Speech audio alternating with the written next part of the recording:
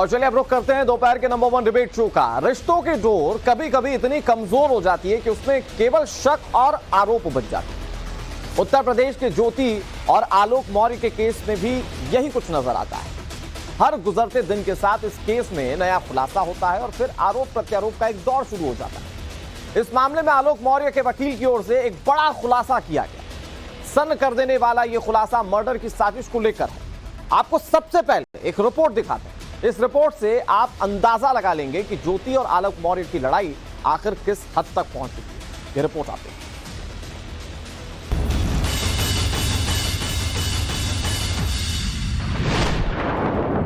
पति पत्नी के रिश्ते में जब से वो की एंट्री हुई है तब से मामला और पेचीदा हो गया है।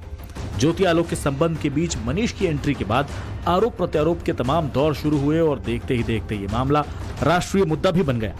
हर जुबान पर इस रिश्ते का ही जिक्र है और अब मामला मर्डर की साजिश तक पहुंच गया है। एसडीएम ज्योति केस में आलोक मौर्य के वकील हृदयलाल मौर्य ने बड़ा दावा किया है। इस दावे के मुताबिक आलोक मौर्य की हत्या की साजिश की गई थी। दावा है कि 99% चांस था कि आलोक की हत्या हो जाती। आलोक की सतर्कता से उसकी जान बची। दावा है कि ज्योति और मनीष ने ही हत्या की साजिश रची थी। संभावना बनी तो ज्योति के खिलाफ भी कार्रवाई होनी चाहिए। ठीक है, वो एसोसिएट हो जाए, परिवार बने, लेकिन अगर जो हत्या की साजिश है उसको एक्शन चाहते हैं। तो ये एक तरीके से कहा जा सकता है कि जिस तरीके से हत्या की पूरी साजिश रची जा रही थी, अगर आलोक वक्त रहते एक्टिव ना होते, सतर्क ना हुए होते, तो क्या घटना भी कारित होनी? 99% ये चांस था कि आलोक की हत्या हो जाती। इस मामले में आलोक के वकील की ओर से प्रशासन को सबूत भी दिए गए हैं। इतना ही नहीं, इस मामले में आलोक ने ज्योति पर भी कार्रवाई की मांग की है। बता दें कि पब्लिक डोमेन में मामला आने के बाद से तमाम तरह के आरोप प्रत्यारोप सामने आने लगे हैं। इस मामले में मनीष दुबे पर भी शिकंजा कस सकता है।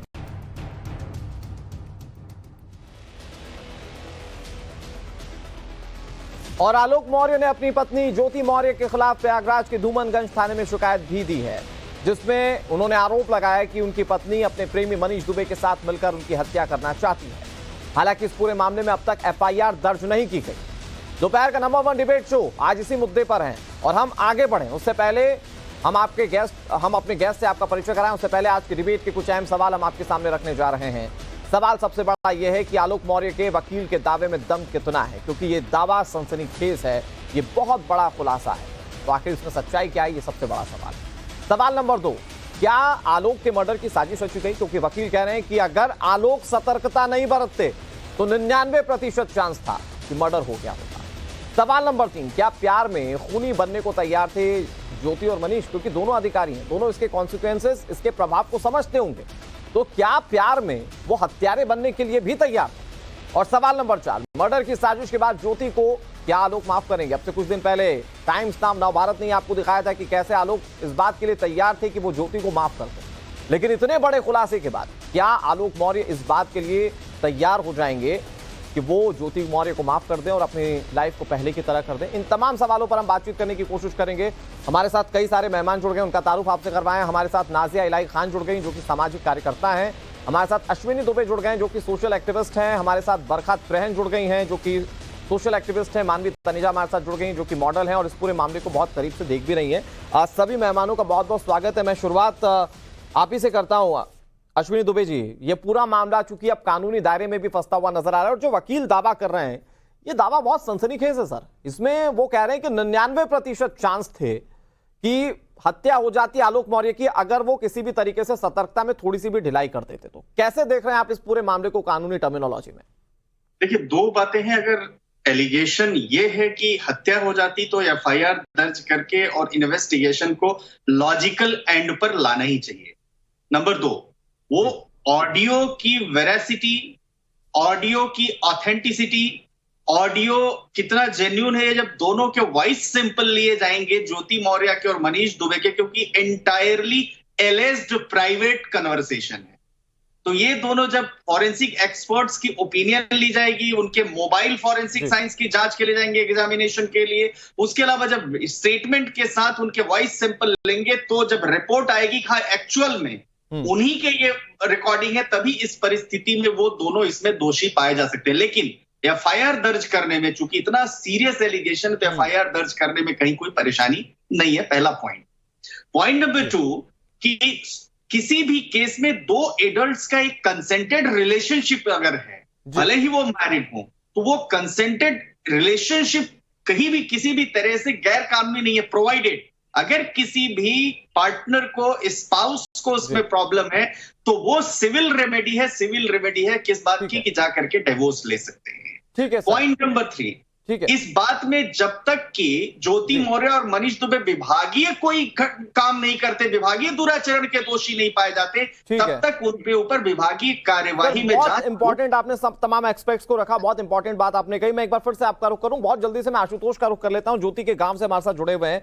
आशुतोष आप बताइए, क्योंकि अब तक तो ज्योति के परिवार वाले अपने संदर्भ में, अपने फेवर में बहुत सारी बातें कहते हैं, लेकिन इस बार जो आरोप लग रहे हैं ज्योति पर, जो एलिगेशंस लग रहे हैं वो बहुत गंभीर है। हालांकि उसकी सत्यता क्या है ये तो आगे जांच में पता चलेगा, लेकिन अब तक अगर फौरी तौर पर देखें, शुरुआती तौर पर देखें, तो ये एलिगेशंस जो ज्योति पर लग रहे हैं वो बहुत ज्यादा गंभीर हैं। बिल्कुल अनुराग, देखिए अभी तक जो ज्योति के परिवार के लोग थे, जो ज्योति के गांव के लोग थे, वो उनका कहीं न कहीं बचाव करते हुए दिख रहे थे। खासतौर से जो उनके गांव के लोग थे वो ज्योति के साथ थे, ज्योति के हर जो जितनी बातें थी उनके साथ सहमत दिख रहे थे। लेकिन अब जैसे कि आलोक मौर्य ने उनके ऊपर जो गंभीर आरोप लगाए हैं, इसके साथ ही जो ज्योति मौर्य के साथ साथ मनीष दुबे का जो ऑडियो लीक हुआ है, उसके बाद से जो गाँव वालों का जो रुख है उसमें भी काफी बदलाव देखने को मिल रहा है। और गाँव वाले ये कह रहे हैं कि अब इस पूरे प्रकरण की बिल्कुल एकदम निष्पक्षता से जांच होनी चाहिए, ताकि जो भी दोषी हो इसमें उसके खिलाफ कार्रवाई होनी चाहिए। इसके पहले हमने कहा यह भी जा रहा है कि जो ज्योति की जो सिस्टर्स है वो भी एक तरीके से अब ज्योति के खिलाफ खड़ी हो गई हैं। तो निश्चित तौर पे जो लोग अभी तक ज्योति के परिवार के, ज्योति के साथ खड़े थे, उसकी भावनाओं के साथ खड़े थे, लेकिन अब वो धीरे धीरे ये पूरा जो पासा है वो पलटता हुआ दिख रहा है। हालांकि आलोक मौर्य ने इस पूरे मामले को सुलझाने की कोशिश की थी। टाइम्स नाउ नवारा से बातचीत करते हुए उन्होंने ये भी कहा था कि अगर मेरे माफी मांगने से सब कुछ ठीक हो जाता है तो मैं तैयार हूं। लेकिन जिस तरीके से अब जो सच्चाई सामने निकल के आ रही है, अब ऐसा लग रहा है कि शायद वो किसी तरीके के सुलह समझौते की जो गुंजाइश है वो अब खत्म होती जा रही है। अब देखना ये है आशुतोष, ये तो ठीक बात है कि आने वाले वक्त में इसका भविष्य क्या होगा रिश्ते का, वो तो कहीं से भी अभी आकलन इसका नहीं किया जा सकता, लेकिन जो एलिगेशंस है वो कानूनी दायरे में आते हैं, और कानूनी दायरे में अगर आते हैं तो उस पर कार्रवाई फौरी तौर पर होनी चाहिए। क्या इस पर स्टेप्स लिए जाते हैं उस पर बात करेंगे। आशुतोष, आप बने रहिए, पूरी चर्चा में आपका रुख हम करते रहेंगे। मैं बहुत जल्दी से नाजिया इलाही खान जी, मैं आपके पास आता हूं। मुझे ये बताइए कि पति पत्नी और वो के बीच में अब ये जिस तरीके से एक मर्डर प्लान की जो बात सामने आ रही है, इसको कैसे देखना चाहिए? क्या एक अधिकारी उसके साथ जिनका रिश्ता है, जो खुद एक सरकारी पद पर कर्मचारी हैं, क्या वो सोच समझकर इस तरह की प्लानिंग कर सकते हैं? वो इसके कॉन्सिक्वेंसेस जानते होंगे, वो इसके प्रभाव को जानते होंगे कि प्लान मर्डर करना ये उनके लिए कितना भारी पड़ सकता है। तो क्या वो इस तरह की चीजें सोच सकते हैं, अपने दिमाग में ला सकते हैं अपने प्यार के लिए? देखिए, हम लोग ऐसे कई केसेस देखते रहते हैं और काउंसलिंग पे भी बैठते हैं, पर ये जो एक्स्ट्रा मैरिटल अफेयर वाले होते हैं वो थोड़े से वल्नरेबल और स्टबर्न एडमेंट नेचर के होते हैं। इनको पति, हस्बैंड या वाइफ से ज्यादा इनका अट्रैक्शन और इनका जितना भी कंसंट्रेशन होता है या जितनी भी सिंपैथी होती है, ये इनको एक्स्ट्रा मैरिटल अफेयर वाले से सबसे ज्यादा होती है। सबसे बड़ी बात यहाँ पर ये उठ रही है कि ये जो ऑडियो वायरल हुआ है इसकी अभी पुष्टिकरण नहीं हुई है, लेकिन कम से कम न्यूज में तो चल रहा है, पर अब तक साइबर क्राइम सेल में ज्योति मौर्य का एक भी पिटीशन नहीं गया है, एक भी कंप्लेन लेटर नहीं गया है। देखिए, चैप्टर 11 सेक्शन 66 ऑफ आईटी जो है 2000 साल का, इसमें साफ कई सेक्शंस है कि किसने कौन हैक कर रहा है, किसने ये सब कुछ वायरल किया है, इस पर भी पनिशमेंट है। अगर ज्योति मौर्य को शक है कि उसके हस्बैंड ने उसका फोन हैक किया हुआ है तो वो कानूनी तरीके से उसको पनिशमेंट दिलवा सकती है, पर हर मुद्दे पर चुप रह जाना, हर मुद्दे पर इग्नोर करना नहीं। लेकिन नाजिया जी, अभी ये इम्पोर्टेंट है ये ढूंढा जाए कि कौन वायरल कर रहा है, या ये इम्पोर्टेंट है कि किसी की जान लेने की कोशिश की जा रही थी, पहले उस गुत्थी को सुलझा लिया जाए? ज्यादा इंपॉर्टेंट इस वक्त क्या है? बिल्कुल, जिसके ये जो कॉन्स्पिरेंसी हम लोग सुन रहे हैं कि ये खुले आम अपने बॉयफ्रेंड के साथ अपने हस्बैंड की जान लेने की कोशिश कर रही है, मुझे लगता है इमीडिएट अरेस्ट करना चाहिए। बरखत रहन जी कुछ कहना चाह रही। बरखत जी प्लीज बताइए, ज्यादा इंपॉर्टेंट क्या है? अभी एसडीएम साहब के जो चैट्स हैं या फिर जो कॉल डिटेल्स है कोई वायरल कर रहा है, ये पता लगाना ज्यादा जरूरी है, या फिर आलोक की जान पर बात बनाई है इस पर बात करना ज्यादा जरूरी है, इस पर इन्वेस्टिगेट करना ज्यादा जरूरी है? Male lives matter. सबसे पहले एफआईआर दर्ज होनी चाहिए, और इस पूरे मामले की बहुत सेंसिटिव मामला है, जल्द से जल्द जांच होनी चाहिए। मैं तो ये कहूंगी कि आलोक को सुरक्षा भी प्रदान करनी चाहिए, कहीं उसे ही ना कोई मरवा दिया जाए, क्योंकि अभी हाई लेवल का ये केस हो चुका है और इस केस ने सभी की आंखें खोल दी है। इस देश में लाखों पुरुष हैं जिनके साथ ये हो रहा है, जो रोज इस चीजों से गुजर रहे हैं। और जो हमारे वकील साहब आते हैं शो पे, वो हमेशा ये बोलते हैं कि डाइवोर्स ले लो, लेकिन डाइवोर्स लेना क्या इतना आसान है? लाखों रुपए खर्च होते हैं और तारीख पे तारीख मिलती है। डाइवोर्स लेना बहुत मुश्किल है। हत्या का प्रयास करना या हत्या की कॉन्स्पिरेसी करना सब बराबर है। किसी को भी हम मार नहीं सकते, ना उसकी ऐसी कोई प्लानिंग कर सकते।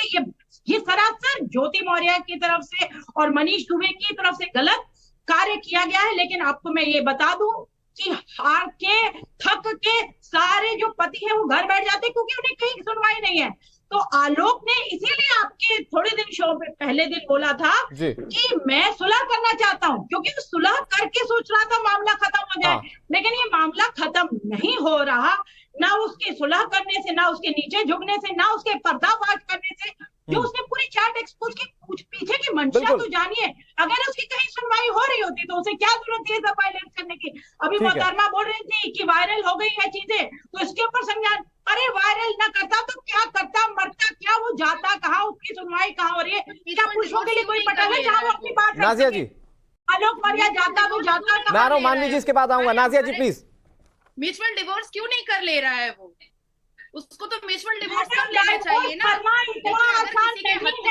हत्या की नहीं नाजिया जी, सवाल ये ना कि अगर डाइवोर्स कर भी ले म्यूचुअली तो उसका मतलब ये नहीं ना कि कोई हत्या की कॉन्स्पिरेसी करे। लिखाया, बच्चे पैदा किए, डाइवोर्स एक सॉल्यूशन है। अगर हम बड़े पर्सपेक्टिव पे इसे सोचें तो डाइवोर्स हर फैमिली को ब्रेक करना चाहते हैं। हम भारतवर्ष में फैमिली जोड़ने का काम क्यों नहीं करते? अभी आप मैडम कह रही थी कि आप काउंसलर हैं, तो परिवारों को जोड़ने की दो बेटियां चाहिए। हम परिवार को जोड़ने का काम करें, तोड़ने का क्यों काम करें? हम सब ठीक है बरखा जी, मैं आ रहा हूँ एक बार फिर से आपके पास। बहुत इंपॉर्टेंट बातें आपने कही हैं, नाजिया जी उस पर जवाब भी देंगी। मैं आप दोनों के पास फिर से आता हूं बहुत जल्दी से। मानवी जी, मैं आपके पास आता हूं क्योंकि ये एक ऐसा मामला था जिस पर लोगों ने अपने इमोशनल भावों को भी सामने रखा। कुछ लोगों ने इस पर चुटकी भी ली, कुछ लोग मजे भी ले रहे थे, रील्स के तौर पर भी सामने आया, सोशल मीडिया पर अलग अलग बातें हुई, चैनल्स ने अलग अलग तरीके से दिखाया। लेकिन ये जब इस तरह की चीजें हो रही थी तो सोचा किसी ने ये नहीं था कि इस लव स्टोरी के पीछे एक कॉन्स्पिरेसी का भी एंगल हो सकता है, जिसमें किसी एक शख्स की जान लेने की कोशिश की जा रही हो। कम से कम शुरुआती तौर पर जो ऑडियो सामने आए, जो आरोप लग रहे हैं, उसमें तो यही बात पता चल रही है। देखिए, मुझे ये समझ में नहीं आ रहा, इतना हाई प्रोफाइल केस है और मुझे लगता है हफ्ते से ज्यादा हो गया, अभी तक एफआईआर क्यों नहीं हुई? एक एफआईआर होनी चाहिए, ज्योति पे जांच होनी चाहिए, दुबे पे जांच होनी चाहिए, और सबसे बड़ी बात आलोक से पूछना चाहिए और उसको एक प्रोटेक्शन देनी चाहिए, क्योंकि फर्स्ट डे से ही वो गुहार लगा रहा है कि मेरी जान को खतरा है, और वो चीज को नजरअंदाज कर रहे हैं सब लोग, उसको कोई सुनना नहीं चाहता। अब दूसरी चीज मैं बोलूंगी, मैं काबिल वकील बैठे हैं यहाँ पे चैनल पे जो कह देते हैं कि एक मेरी बात बोले, मैं आपके बीच में नहीं बोलिए। अच्छा नाजिया जी, चोट मत खोलिए, अपनी चोट मत खोलिए, अपनी सोच बंद रखिए। जो काबिल वकील है हमारे, क्योंकि आपके बीच में मैं नहीं बोली हूँ, दूसरों के बीच में मत बोलिए, आकर यहाँ पे फुटेज मत खाइए। चुप रहिए, तुम्हारा नाम मानवी है, सोच बंद रखिए, सोच अपनी बंद रखिए। तो टेप लगा दूंगी मुंह पे टेप लगा दूंगी। अपने बारी में बोलिए, अपने बारी में अपने मुंह खोलिए, ऐसे मत खोलिए। आप आकर के स्विमिंग पूल में जंप कर देती है, आप आकर के क्या इतना है, क्या है? तो क्या काउंसलर है ना? शर्म आती है तुम जैसी काउंसलर पे, शर्म आती है तुम जैसी काउंसलर पे। आलोक मौर्य और ज्योति मौर्य के केस में वो की एंट्री तो बहुत पहले ही हो चुकी है, लेकिन अब जो खुलासे हो रहे हैं या फिर खुलासे के तौर पर जो दावे किए जा रहे हैं वो चौंका देने वाले हैं। अब सवाल इस बात को लेकर है कि क्या अब इस मामले में कॉन्स्पिरेसी का एक बहुत बड़ा एंगल है, जिस तरह के आरोप लग रहे हैं, जो वकील दावा कर रहे हैं आलोक मौर्य के। मैं बरखा जी आपके पास आ रहा हूं। मानवी तनेजा अपनी बात को पूरा नहीं कर पाई थी ब्रेक पर जाने से पहले, फिर बरखा जी मैं आपके पास आता हूं। मानवी जी प्लीज अपनी बात को पूरा कर लीजिए, क्योंकि अब कुछ लोग तो ये भी कह रहे हैं कि यहाँ पर जो एसडीएम साहिबा हैं उनके व्यक्तिगत जो अधिकार है उसका हनन किया जा रहा है। लेकिन क्या सवाल इस पर ना पूछा जाए कि आलोक की मौत को लेकर क्या कॉन्स्पिरेसी रची जा रही है? कम से कम वो जो आरोप लगा रहे हैं एसडीएम साहिबा पर, उस पर तो जांच होना बनती है। देखिए, मैंने जैसे पहले बोला कि पहले तो एक एफआईआर होनी चाहिए, बहुत देर से नहीं हुई, और ऊपर से ये जांच नहीं होनी चाहिए कि सारा का सारा मामला क्या है, क्या ऑथेंटिकेशन है, वो ऑडियो जो क्लिप्स हैं। दूसरी बात, उसको एक सिक्योरिटी मिलनी चाहिए कि जिस हिसाब से पहले दिन से वो रो रहा है, सिक्के के दो पहलू होते हैं, दूसरा पहलू को देखना ही नहीं चाह रहा, सब ज्योति की तरफ इंक्लाइन है, उसको सहानुभूति दे रहे, और आलोक के कोई आंसू देख नहीं रहा। अब यहाँ वकील के साथ जो आपके पैनल पे बैठे हैं, बड़े काबिल हैं, उन्होंने 2-3 बातें रखी, मैं उन्हीं से पूछना चाहती हूँ। उन्होंने सबसे पहले ये कहा कि डिवोर्स ले लो। अब डिवोर्स की सलाह तो वो हर ही एक व्यक्ति को बोलेंगे, क्योंकि अगर वो डिवोर्स की सलाह नहीं देंगे तो कहीं ना कहीं उनकी दुकान नहीं चलेगी, उनकी दुकान का बटाघुल हो जाएगा। अब दूसरी बात उन्होंने कहा कि कंसेंट बहुत बड़ी बात होती है। जो ये दुबे है, इसका ज्योति के अलावा 3 और लड़कियों के साथ अफेयर चल रहा है, तो टोटल 4, तो कहीं ना कहीं दाल में कुछ काला है।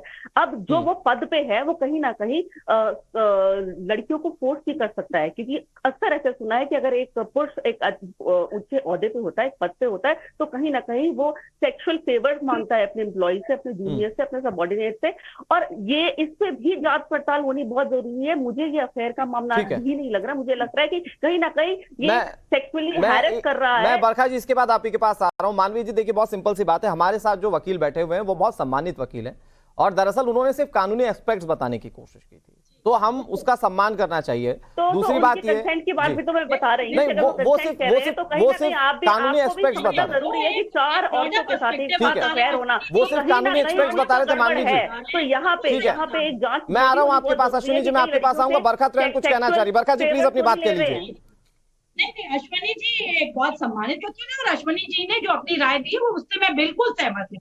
लेकिन अश्विनी जी को भी पता है कि डाइवोर्स प्रक्रिया बहुत बहुत लेंथी है, और लड़कों को खासकर डाइवोर्स लेने में बहुत सारी दिक्कतें आनी ये भी एक सच्चाई, इसे भी मानना है। अश्विनी जी ने एक बात बिल्कुल सही कही है कि ऑथेंटिसिटी जो है वो ऑडियो की चेक करने की जरूरत है, लेकिन एट द सेम टाइम दो जो केसेस हैं वो सुर्खियां बटोर रहे हैं, आज राष्ट्रीय मुद्दा बन चुके हैं। वो एक लड़की जो है सीमा हैदर है, आप बताइए सीमा हैदर को हम कितना सुन रहे हैं, कितना प्रोटेक्ट कर रहे हैं, कितना ग्लोरीफाई कर रहे हैं, इधर ज्योति मौर्य के ऊपर हम कोई कार्रवाई नहीं करने के लिए तैयार है।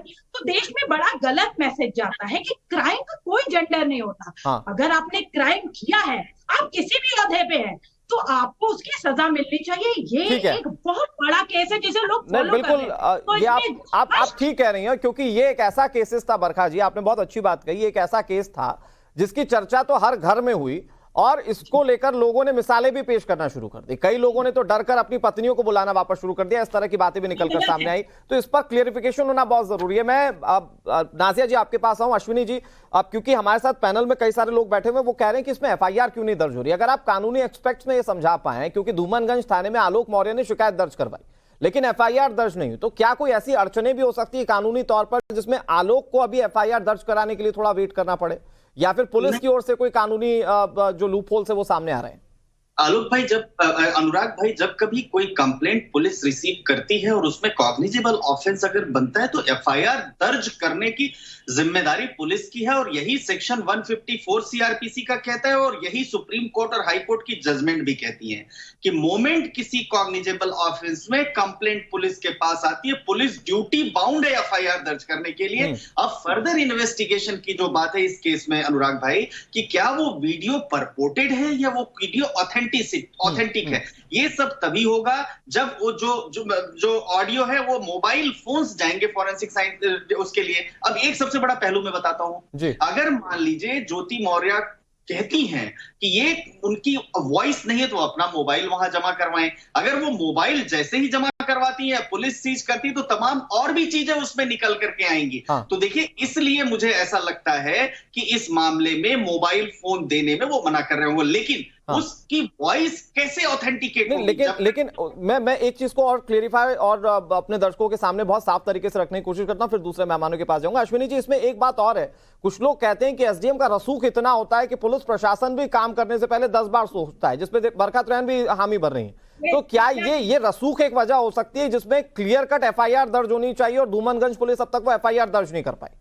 नहीं आलोक, अनुराग भाई, अब तो रसूख, बरखा जी आ रहा हूं मैं आपके पास। हाँ, अब तो रसूख की बात कहीं रही नहीं। अब तो उन सबके खिलाफ तो इतना उनका महिमा मंडन हो चुका है, हाँ। उनके खिलाफ इतनी बातें कि रसूख की बात तो ज्योति मौर्य के फेवर में भी कोई बोलने के लिए तैयार नहीं। लेकिन पद पर तो अभी भी है, पद पर तो अभी भी है, लेकिन वो पुलिस का प्रेशर नहीं हो सकता है, क्योंकि जिस जिस तरीके से मीडिया ने इस मैटर को लिया है, उस मामले में पुलिस भी कंप्लेंट आएगी तो एफआईआर दर्ज करेगी, तो रसूख नहीं है। हाँ, ये बात जरूर है कि जांच में कुछ आने वाले दिनों में हो सकता है कि वो उस कोऑपरेशन में कुछ दिक्कत आए, पर मैं नहीं समझता कि बातें आएंगी। हाँ, कंप्लेंट अगर गई है, सीरियस ऑफेंस है अनुराग भाई, एफआईआर दर्ज करना पुलिस की जिम्मेदारी। ठीक है सर, बहुत इंपॉर्टेंट है और आपने सारे कानूनी एस्पेक्ट्स को सामने रखा। बरखा जी बहुत जल्दी से प्लीज अपनी बात कर लीजिए, फिर मैं नाजिया इलाही के पास जा रहा हूं, प्लीज जल्दी से। बस एक लाइनर है, दिल्ली के ही कुछ केसेस बता देती हूँ। 23 पन्ने का पूरा सुसाइड नोट, लेकिन कोई गिरफ्तारी नहीं, कुछ नहीं। पूरा एक प्रोटेस्ट मार्च, कैंडल मार्च, सब कुछ प्लान करने के बाद कहीं पुलिस एफआईआर दर्ज करती है जब 17 दिन 18 दिन बीत जाते हैं, और उसमें भी इतनी कम धाराएं होती हैं जिससे कि कोई एक्शन न लिया जाए लड़की के खिलाफ।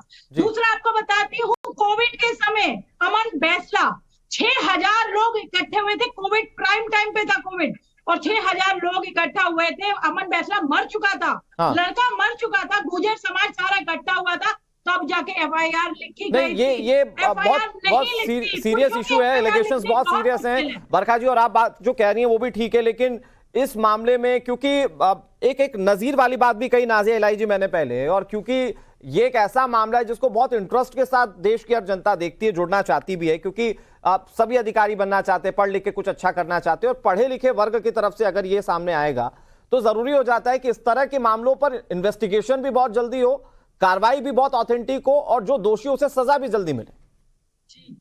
डेफिनेटली मैं बिल्कुल कहना चाहूंगी कि जब एक महिला, जब एक औरत पढ़ लिख करके एक अच्छे मुकाम पर, एक अच्छे पद पर बैठती है, तो बहुत सारे पसमानदा, बहुत सारे लड़कियों की वो आइडियल बन जाती है, और उसके ऊपर एक जिम्मेदारी पड़ जाती है कि उसको बहुत ही अहम रोल अदा करना होता है अपनी निजी जिंदगी में भी और अपनी प्रोफेशनल लाइफ में भी। डेफिनेटली ये जो ज्योति मौर्य के जो ये प्यार मोहब्बत के किस्से जो अभी चर्चाएं आम पर है, वाकई में ये नजर झुकाने की बात है। ये ऑडियो रिकॉर्डिंग अगर वाकई में सच साबित हो जाता है तो भी ये नजर झुकने की बात है, और इस पर कानूनी कार्रवाई सख्त से सख्त होनी चाहिए। लेकिन मेरा ये कहना है कि अगर उनको किसी और से मोहब्बत हो गई है तो इसको हम क्राइम के बेस पर नहीं देख सकते हैं, क्राइम के बेस पर नहीं देख सकते।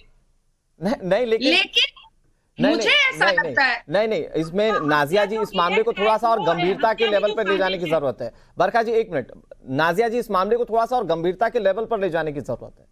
प्यार कोई किसी से भी करे, कोई दिक्कत नहीं है, लेकिन धोखे की क्या जगह है? सबसे पहले आप मोरालिटी ग्राउंड पर इस बात का जवाब दीजिए। दूसरी बात ये बताइए मुझे कि क्या आप प्यार के चक्कर में किसी की जान लेने की कोशिश कर सकते हैं, या उस तरह की प्लानिंग कर सकते हैं? आपको ये भी देखना पड़ेगा। बात तो ये भी उठ रही है ना कि क्यों नहीं ये आलोक मौर्य जो है वो क्यों नहीं म्यूचुअल डिवोर्स पर साइन कर दे रहे हैं, ये भी तो बात उठ रही है ना। देखिए मैडम, ये तो अपना विवेक है ना, वो म्यूचुअल डिवोर्स के लिए साइन करे, इसके लिए कोई कैसे बोल सकता है? मैं जल्दी से आता हूँ, मानवी जी प्लीज। देखिए, कागज के नोट की चाहत में बहुत कुछ छूट जाता है, न जाने रिश्तों का धागा कहाँ टूट जाता है। तो मुझको यही लगता है कि जब एक महिला एक ऐसे ओहदे पे पहुंच जाती है, जब वो अपने हस्बैंड से, अपने पति से ज्यादा कमाना शुरू हो जाती है, तब कहीं ना कहीं उसके पैर डगमगाने आते हैं। आज की भी तारीख में महिलाएं काम करें, मैं खुद काम करती हूँ, मुझे लगता है पैनल पे जितनी महिलाएं काम करती है, लेकिन मेरे अभी भी यही है कि महिला का जो सैलरी स्ट्रक्चर है, या महिला जो कमाए वो कहीं ना कहीं पति से कम ही कमाए, क्योंकि जो हमारा ये समाज है वो मेल डोमिनेटेड समाज है। तो ये यहाँ पे इतना ज्यादा नहीं है कि महिला ज्यादा कमा ले, तो क्योंकि देखिए यहाँ एग्जाम्पल ही सेट हो रहा है। जब महिला ज्यादा कमा रही है, अब स्टेटस प्रॉब्लम आ रही है, अब उसको आलोक के साथ नहीं रहना, अब उसको आलोक में कोई इंटरेस्ट नहीं है, क्योंकि वो एक पद पे पहुंच गई। लेकिन मानवी जी, म्यूचुअल डाइवोर्स वाली बात भी तो कुछ लोग लाते हैं ना इसमें। वो कह रहे हैं कि चलिए ठीक है, जो परेशानी है वो ठीक है, लेकिन किसके साथ रहना है ये वो तय खुद करेंगी। बिल्कुल सही है। अगर म्यूचुअल डाइवोर्स से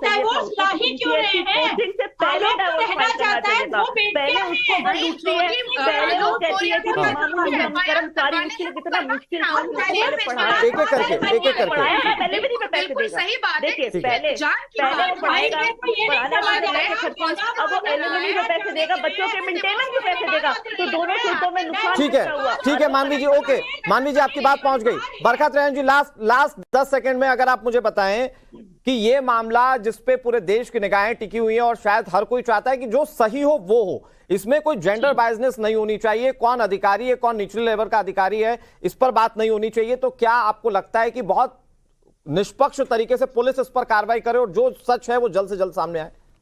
बिल्कुल, कौन सफाई कर्मी है, कौन एसडीएम है, कौन महिला है, कौन पुरुष है, इसके ऊपर उठ करके एक बिल्कुल जांच होनी चाहिए, एक ऐसी जांच होनी चाहिए जो नजीर पेश करे सबके लिए। क्योंकि आज आपको लग रहा है कि एक केस है, यहाँ लाखों ऐसे केसेस हैं, लेकिन उनकी कहीं बातचीत नहीं होती, उनकी कहीं सुनवाई नहीं होती। तो आने वाले समय में हम चाहते हैं कि परिवार जुड़े, ना कि परिवार टूटे। लेकिन परिवार जोड़ने की कीमत क्या हो बरखा त्रिवेदी जी? वही तो बात है ना कि परिवार जोड़ने की कीमत क्या हो, क्योंकि अगर एक व्यक्ति तय कर चुका है कि उसको किसी और के साथ रहना है तो ये भी कानूनी दायरा है कि कोई किसी को मजबूर नहीं कर सकता किसी के साथ रहने के लिए। हाँ, लेकिन सेपरेशन का अपना एक तरीका। मैं बहुत जल्दी से आखिरी में आपके पास आ रहा हूं। अश्विनी सर, मुझे ये बताइए कि इसमें कानूनी कार्रवाई में तो कहीं कोई अड़चन नहीं है और किसी का स्टेटस मायने ही नहीं रखता कानून के आगे, तो कितनी जल्दी कार्रवाई की उम्मीद हम लोग कर सकें ताकि पूरा सच जो है वो सामने आए? क्योंकि बहुत सारे एलिगेशंस लग चुके हैं और वो बहुत सीरियस एलिगेशंस हैं। एफआईआर तो तुरंत दर्ज होनी चाहिए, इमीडिएट एफआईआर पुलिस को दर्ज करना चाहिए, इमीडिएटली जांच का दायरा बढ़ना चाहिए, मोबाइल फोन सीज करने चाहिए फॉरेंसिक साइंस एक्सपर्ट के ओपिनियन के लिए। दूसरा, अनुराग भाई, एक बड़ा लीगल पहलू अलग है। जो व्यक्ति जितने जिम्मेदार पद पर बैठा होता है उसकी जिम्मेदारी उतनी ही बड़ी होती है। कानून कुछ भी कहे, मोरालिटी एक बड़ी बात है और समाज में क्या मैसेज जाएगा। बिल्कुल सर, एपिसोड के कितने लोगों की पढ़ाई छूटी है। चलिए सर, अच्छा लगा कि सारे लोग इस बात पर सहमत हैं। बहुत शुक्रिया आप सभी का जुड़ने के लिए। वक्त इतनी इजाजत दे रहा था, ये चर्चा और लंबी हो सकती थी लेकिन वक्त इतनी इजाजत दे रहा है।